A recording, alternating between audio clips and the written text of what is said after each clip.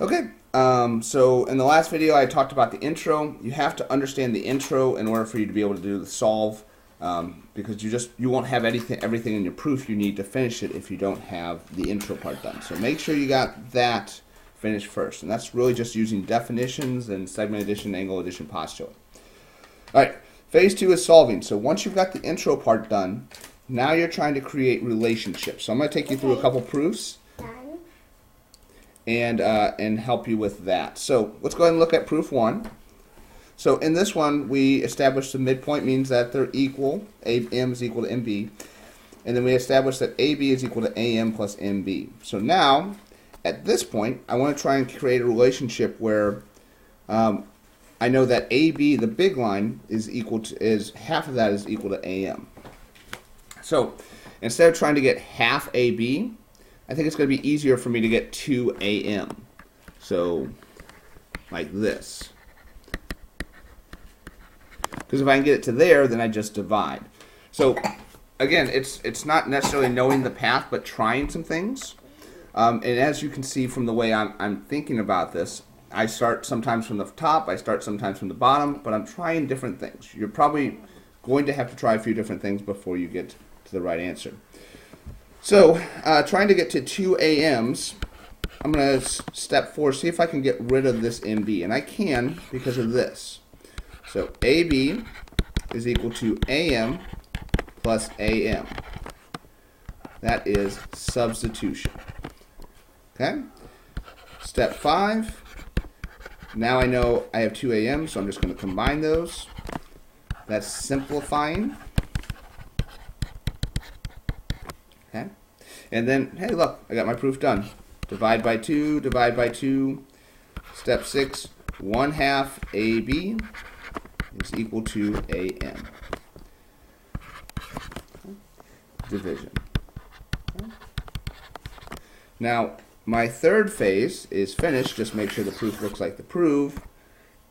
Oh, mine doesn't. It's backwards. So I'm going to take one more step.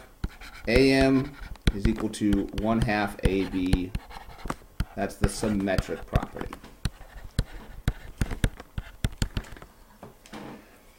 All right. Proof number 2. So this one, BD bisects ABC. I know that 2 is equal to 3. I want to prove that 1 is equal to 3. Well, that seems pretty easy. I just need to prove that 1 and 2 are the same, which I've already done. So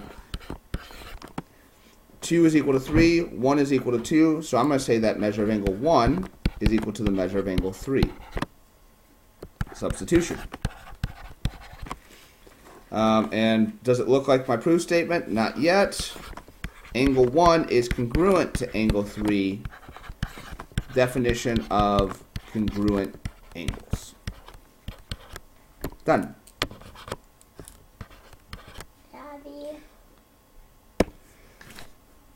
All right, last proof. I want to prove AE is the same as BD. I'm given that the individual parts are congruent to each other. So what I'm going to have to do in this proof is I'm going to have to create a relationship here. If I can say one of those is the same as the other, then I can just say the two are the same. I'm going to use the green line. I'm going to use AE. So I'm just going to kind of mess around with it. I'm not sure how it's going to work yet. We'll see. So AE is equal to AC. I need that AC to be something else. Well, I know AC is equal to BC right here. So I'm going to put in a BC.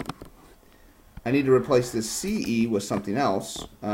It's not written the same. It says EC is equal to DC. But those are EC and CE are the same thing.